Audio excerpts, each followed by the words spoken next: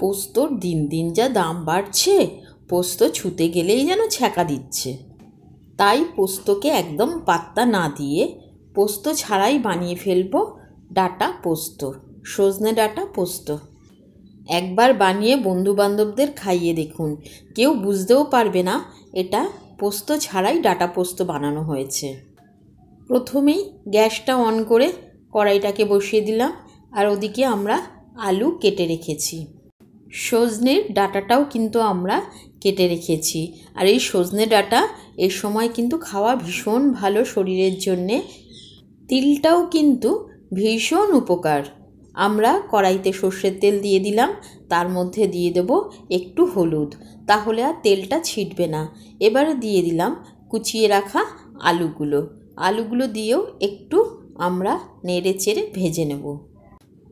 এবার আমরা দিয়ে দেবো এর মধ্যে হাফ চামচ লবণটা দিয়ে এটাকে ভালো করে 2-5 মিনিট আমরা এটাকে ভালো করে লাল লাল করে একটু ভেজে নেব। যতক্ষণে আলুটা ভাজা হচ্ছে ততক্ষণে আমরা বাটাবাটির ঝামেলাটাকে একটু সেরে নিয়ে নেব। এর মধ্যে 3 চামচ তিল, সাদা তিল, যেটা শরীরের জন্য ভীষণ উপকার, সে 3 চামচ সাদা তিল নেব। মাঝখানে আবার একটু আলুটাকে নেড়ে নেবেন, না হলে একদিকে বেশি লাল হয়ে যাবে। এবার নিয়ে নেব এর মধ্যে 1 চামচ মতো কাজু বাদাম আমি টুকরাটা নিয়েছি, টুকরো যেটা পাওয়া যায় কিনতে, একটু সস্তায় হয়ে যাবে আপনার, টুকরোটা নিয়ে নেবেন। আর সঙ্গে নেব এর সঙ্গে কাঁচা লঙ্কা।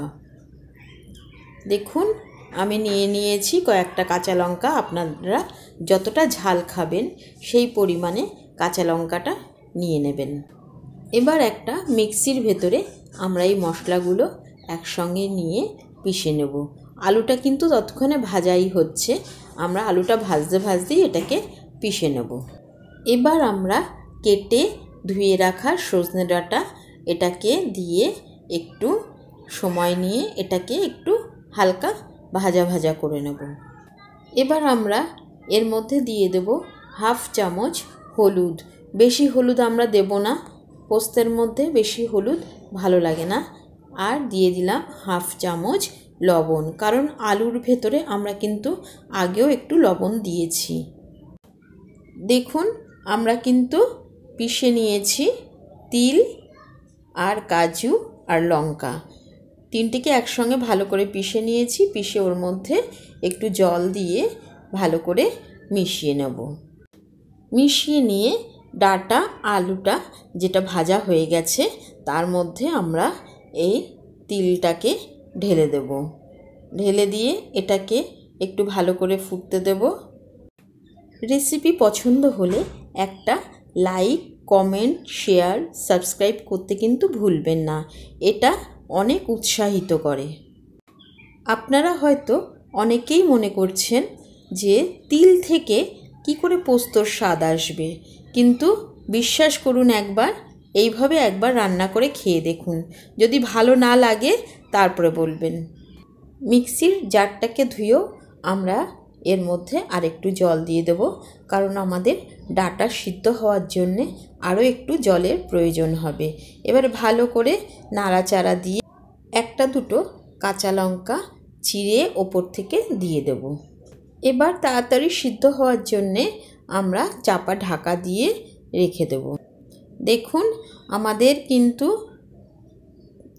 ডাঁটা পোস্তটা খুব ভালো মতন ফুটছে, কিন্তু এখনও আরেকটু সেদ্ধ হতে বাকি আছে।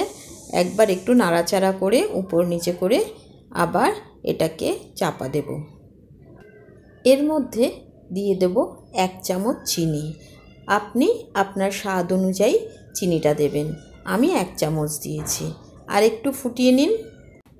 দেখুন দেখে কিন্তু কেউ বুঝতে পারবে না যে এটা পোস্ত ছাড়াই ডাঁটা পোস্ত হয়েছে। আর এটা কিন্তু খেতেও এতটাই ভালো হয়, আপনি আর পোস্ত দিয়ে কখনো রান্না করবেন না, এভাবেই রান্না করবেন।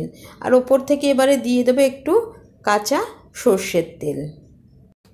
এবার একটু টেস্ট করে দেখুন নুন, ঝাল, মিষ্টি সব কিছু ঠিকঠাক আছে কি। যদি ঠিকঠাক থাকে এবারে আপনি নাবিয়ে নিন। নাবিয়ে সুন্দর করে পরিবেশন করুন গরম গরম ভাতের সাথে। এবার নাবিয়ে গরম গরম ভাতের সঙ্গে পরিবেশন করুন। এত ভালো লাগে খেতে, একবার আপনারা বাড়িতে বানিয়ে দেখতে পারেন। এই তিল দিয়ে সজনে ডাঁটা পোস্তকে হার মানিয়ে দেবে, এতটাই ভালো হয় খেতে।